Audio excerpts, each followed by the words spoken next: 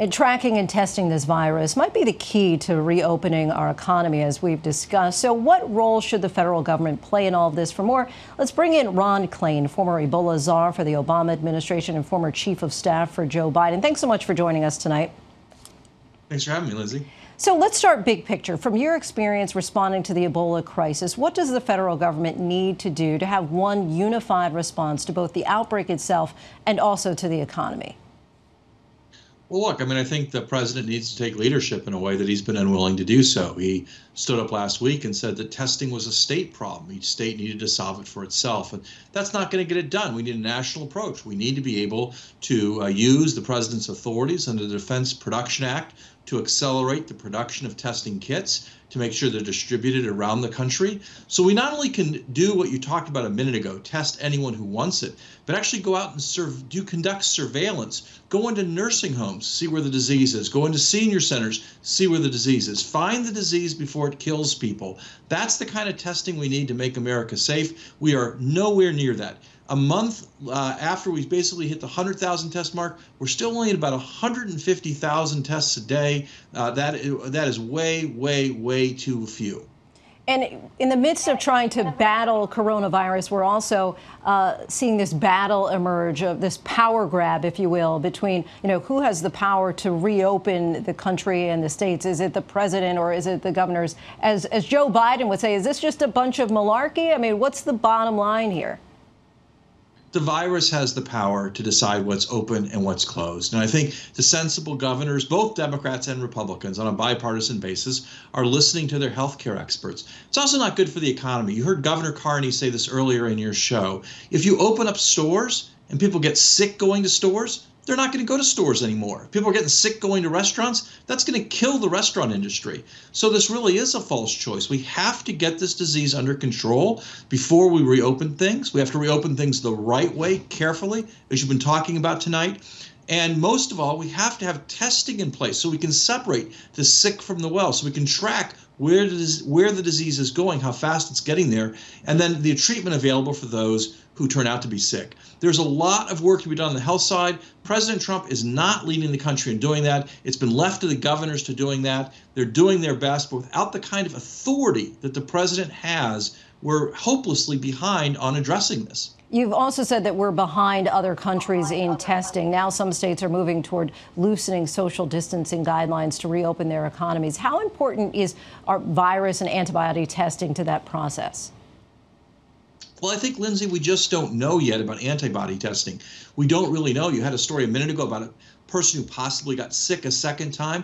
We don't know with this virus, if you get the virus, how much immune you are going forward and how long you're going to be immune going forward. Now, with things like colds, there aren't permanent lifetime immunity like you have with measles or chickenpox. So this question of what the antibody tests tell us is an important thing that we need clinical trials to sort out. For the time being, what we really need are spot diagnostic tests, or the kind of tests that we are just getting the technology to do, an expansion of these swab tests that your viewers are seeing on their screens right now. We need to be testing about 500 to 750,000 people a day to test about 1% of the country every week. We're really operating at just a third of that amount right now. We really need to step that up. How much of a risk is there for a possibility of a second deadlier wave in the coming weeks if we reopen up things too quickly? Well, I think whether or not the second wave is deadly or not, or just as horrible as this one, a second wave of any sort is going to be devastating.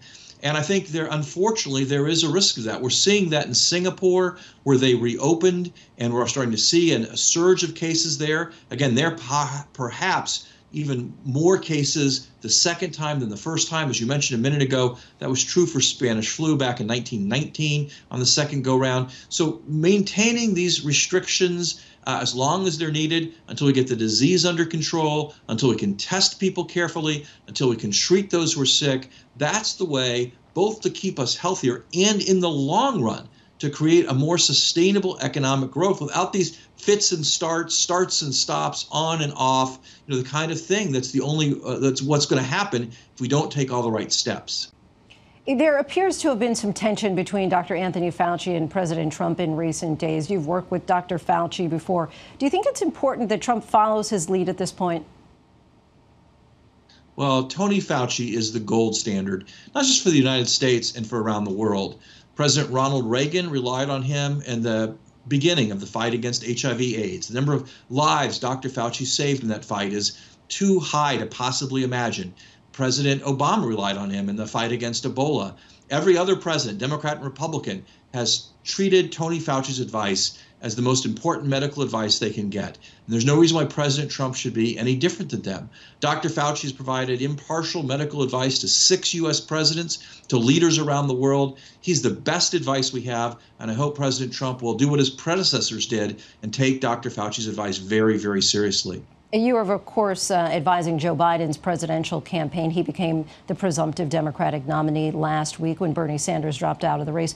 What can Biden do about this pandemic as a candidate, not an elected official? And how would his administration respond if he goes on to beat President Trump in November?